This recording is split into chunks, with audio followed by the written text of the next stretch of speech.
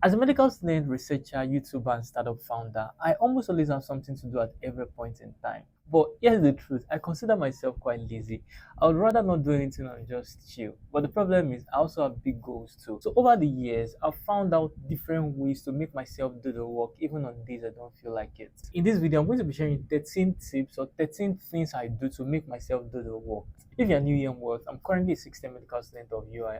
On this channel, we make videos about admission, medical school, and becoming better individual, better students. Please subscribe to the channel to join this community of people that are intentional about personal growth. Let's go into the tips. First thing is to make it ridiculously easy to start. To start something is usually the harder part of it. And also, one of the main reasons why we find it hard to do something is because starting can feel so daunting and overwhelming.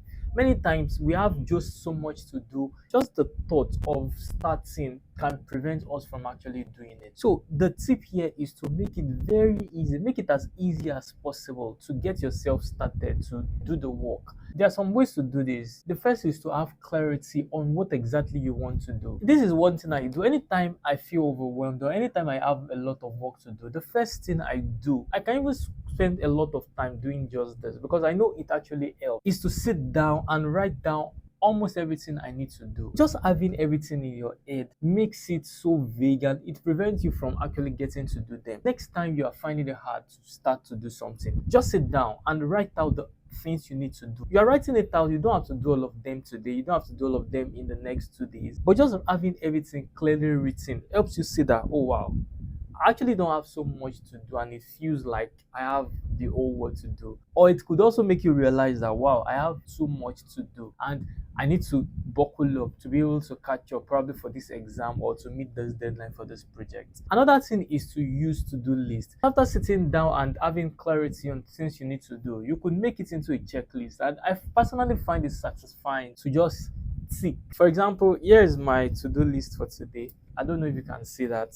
But here are the things I set out to do, and making this video is part of them, which I'm doing now. Once I make this video, I'm going to take it. It feels so satisfying. Just sitting down to set out the clear goals of things I want to achieve makes it more achievable, like makes it easier to start. Another thing to do is to make a plan of how you want to do the thing. It's okay or it is good to actually have a sequence in mind and say, okay, this is one thing I want to do first, and this is what I want to do next. All these things are part of making it easy for you to start doing the work. Because once you can get yourself to start doing the work, it is easier to continue to do the work. The next thing is to start ridiculously small. And this is something I figured out and I use all the time. Little work is better than no work at all. Sometimes when we feel unmotivated, just leave the whole work altogether. One thing I notice helps a lot is to do very little work on days. Like I start really, really small. On days I'm super unmotivated to study and I probably have exams, I usually don't recommend studying on my bed, but on these days I just go to my bed, take my phone and study. Even that little study adds up to it. And on days I have to, for example, shoot a video. Shooting a video for YouTube has a lot of processes. It has the scripting part, the conceptualization of the idea, the shooting, the editing. All of these processes are very overwhelming. I tell myself that, okay, I need to do this thing, and all I need to do is to start ridiculously small. And my first step would just be scripting, like just dumping the idea, very rough idea, going to my phone or my laptop or my note, just typing the idea, very rough idea, and saying, okay, once I can achieve that, then that's done.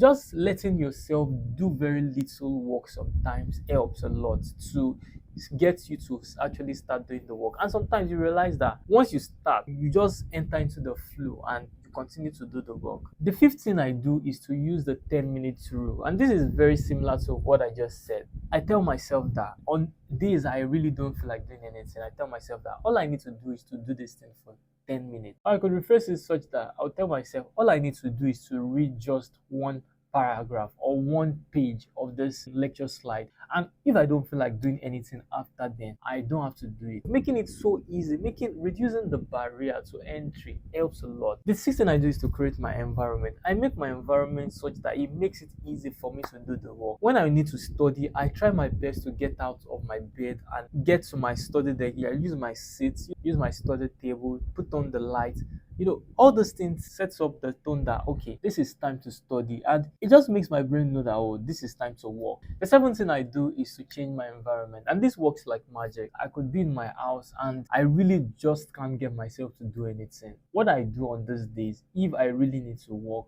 like if there's a deadline, there's an exam that is coming up and I really need to study, I just change my environment. I could go to the library, I could go to an empty classroom, or even sit outside to study. Just sit somewhere people are working, maybe in a park or somewhere. Just changing the environment like gives me this refreshing feel, and it gives me a new place to actually study. Sometimes I feel like my brain has gotten so used to studying in the room and it's just so tired of it. I can't just take studying in my room anymore. Stepping out actually does help in this occasion. Next thing is whenever I can't get myself to do anything, I just clean my room. The thing about this is like sometimes we just need to get ourselves to do very little tasks, and this builds our confidence. Like when you achieve small tasks, it gives you the motivation to do bigger one. And one very small task that is quite easy for me to achieve on this I don't feel like doing the hard work is arranging my room. Your own might not be arranging your room. On this you can't get yourself to do the work you need to do. Just try to do the smallest possible task that you can easily achieve, that will make you feel like, oh, I've achieved something. Then you're going to achieve even more. The next thing I do is to remove distractions. Sometimes I get so bored that my work is the most fun option I have. This is quite weird. Not everyone is going to have this, but sometimes when I have a lot of work to do, I find myself deleting my Instagram, my social media, my Twitter, so that like I literally don't have much distractions there, and I just feel so bored doing nothing. And the most fun thing to do is to work. So this is something you can as well try, especially when for a short period of time you have a lot of work to do. You don't have to delete your apps. You could just freeze them or hide them during this period and try to not seek out those distractions. You'll be bored, and I think that boredom is going to make you do the work. Number 10 is to use Pomodoro technique. I do this sometimes when I can't get myself to sit for a reasonable amount of time to do the work. Sometimes, when I get to start to do the work, my mind is just not there. So on these occasions, what I use is Pomodoro technique. I could set a 25 minutes timer for work and a 10 minutes timer for rest. So during the 25 minutes of the timer, I sit focus on that work squarely. And then during the 10 minutes timer break, I leave my study desk, walk around and do something that is totally not work, and come back to study again for the next 25 minutes. This can help a lot. Like sometimes it helps me to get started with the work, and very importantly for me, it helps me to sit with the work on days I really don't feel like doing anything. 11th thing is to make your work fun. Studying, for example, you could play music, study with friends, change your environment. Just try to do stuff that will make the process of working less. Yeah, work is usually hard, it's usually painful most of the time, but you can try your best to make it as fun, as interesting as possible. The 12th thing is to surround yourself with people that are doing the same thing. Sometimes when I just see my friends studying, or when I see my friends doing the things I want to do, it just really helps motivate me to also get myself to do this stuff. And lastly, when all of these systems techniques don't work, what I do is to remind myself of the why, my reason for doing these things I'm doing, and also remind myself of the fact that doing it is hard. The consequences of not doing it is also hard. So I have to choose one of the hard. I just tell myself, guy, you really need to do this thing, because imagine what it feels like if you fail because you did not try hard enough at this thing. I just tell myself, okay, let me just suffer now and enjoy. Let me just suffer now and enjoy later.